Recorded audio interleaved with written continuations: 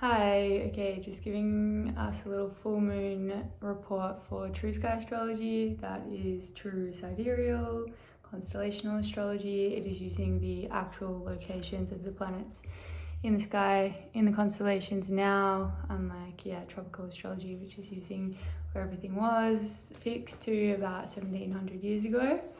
And this is just the actual truth and the actual reality of what's happening in the sky astronomically, as humans have been doing for eons and eons. We've been looking at the sky in these ways and connecting to actual nature.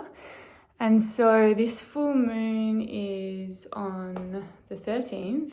Where are we? The 13th of May, that is in Melbourne. It might be on the 12th of May if you're in the Northern Hemisphere. And it's in the Libran part of the sky. So this is going to be opposite the sun, which is just leaving the Aries spectrum of the sky.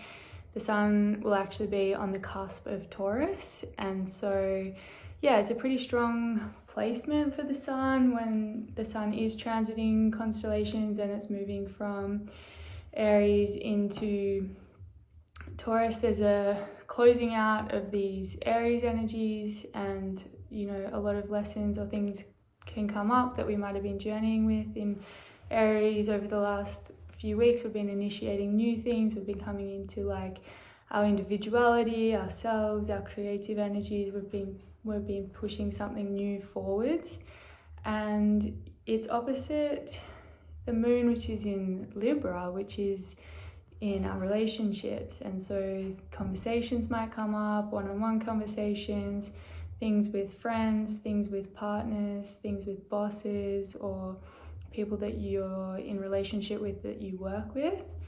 And so it can be a challenging sign. I think often Librans get this kind of they're cool, they're fun, they're charismatic, and they're all harmonious.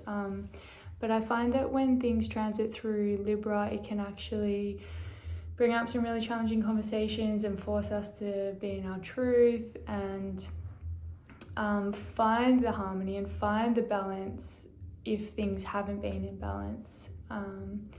And so the sun is also going to be conjunct Uranus, and Uranus is the Great Awakener. It is electricity, it is Kundalini, it is new consciousness, new downloads coming in. And when the sun is conjunct Uranus, this happens once a year. They zoomed in. So when the sun is conjunct Uranus, this happens once a year, and it can be a very electrifying time of the cycle. It can be all right, let's revolutionize myself, my identity, new weird ideas coming through, new layers of consciousness. It's happening in Taurus at the moment, and so it's only been in Taurus for a short time.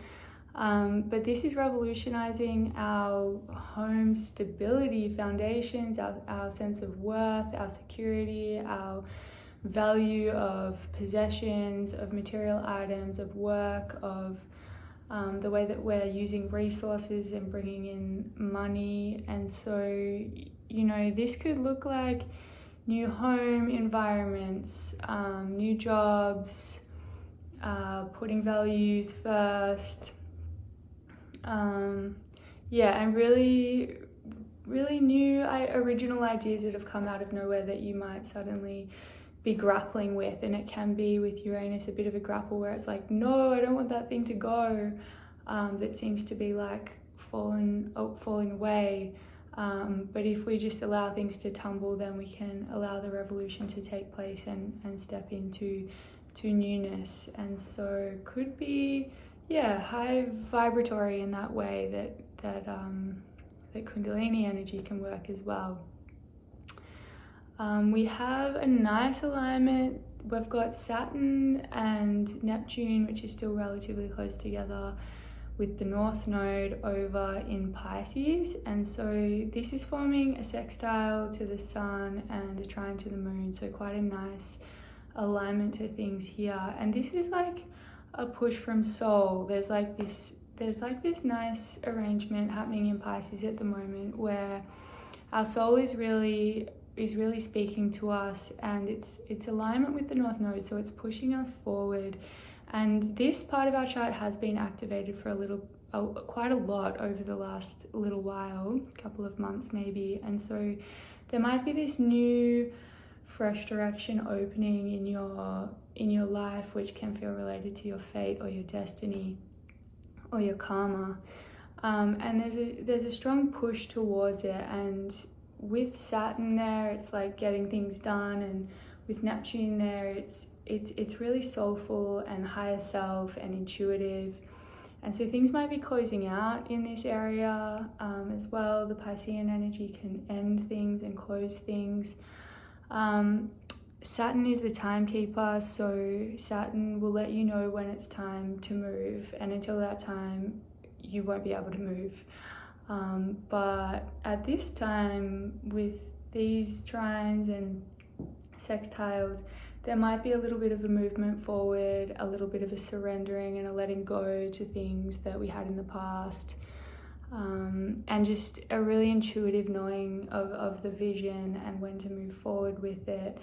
And you might be having the conversations with your partner about it, or your inner world might be expressing itself in safe ways, and your material world might really be where it's showing up for you as well.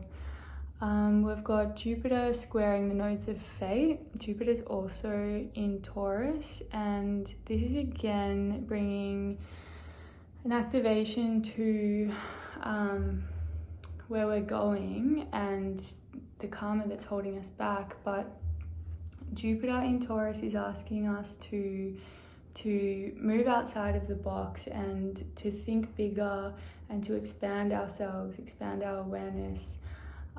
It might be, with the squares, it could also be struggles. It could be financial struggles. It could be stability, things which aren't resolved at the time. And it might be asking you to be bigger than you already are, and to think bigger and to move beyond the kind of safe, stable structures that feel really comfortable to you, in order to step further towards your fate and your movement forwards, your soul's calling.